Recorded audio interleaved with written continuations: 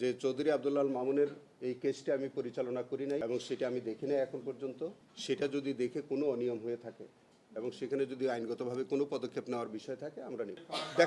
আমি আগে ফাইল দেখব, যদি ফাইল দেখে কোনো আইনগত পদক্ষেপ নেওয়ার কোনো আইনগত সুযোগ থাকে নেব। আমাকে না দেখে আর কোনো উত্তর দিতে পারছি না, আমাকে একটু দেখতে দেন, আমাকে একটু কাজ করতে দেন।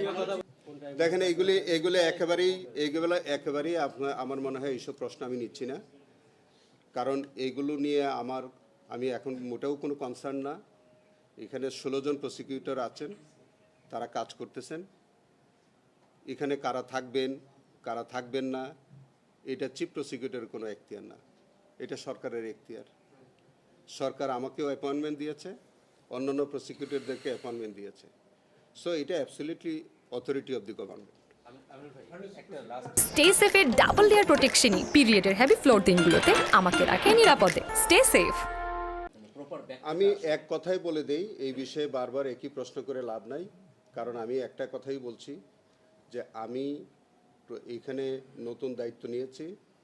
আমি এই ট্রাইব্যুনালের সমস্ত কার্যক্রম আমাকে বুঝতে হবে, সমস্ত মামলার বিষয়বস্তু আমাকে বুঝতে হবে, জানতে হবে। আপনারা যেসব অভিযোগ নিয়ে আসতেছেন সেটাও আমাকে তদন্ত করে দেখতে হবে। আমি আপনাদেরকে সুস্পষ্টভাবে একটা কথা বলতে চাই, আমার দায়িত্ব পালনকালে এই ট্রাইব্যুনালে আমার কোনো প্রসিকিউটর বা ট্রাইব্যুনালে জড়িত অন্য কেউ কোনো ধরনের করাপশনে জড়িত থাকলে তার বিরুদ্ধে কঠোর আইনগত ব্যবস্থা নেওয়া হবে।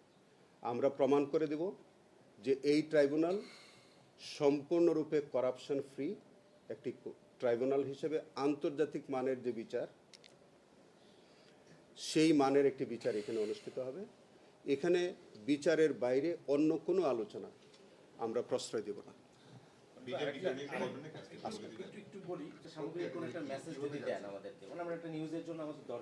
না, বিষয়টা হচ্ছে যে পিলখানা হত্যাকাণ্ডের মামলায় আমি আসামি পক্ষে কাজ করেছি।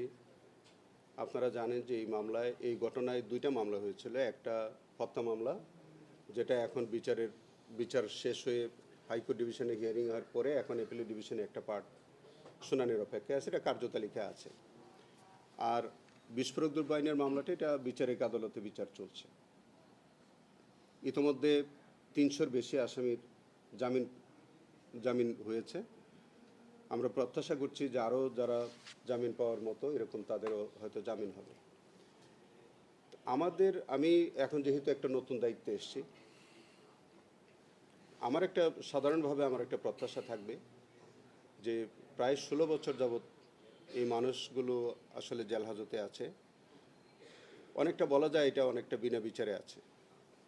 সো আমি প্রত্যাশা করব যে যেটা অ্যাপিলেট ডিভিশনে যে মামলাটি আছে, এটা অ্যাটর্নি জেনারেল অফিস থেকে প্রয়োজনীয় পদক্ষেপ নেবেন, এটা আমি প্রত্যাশা করি।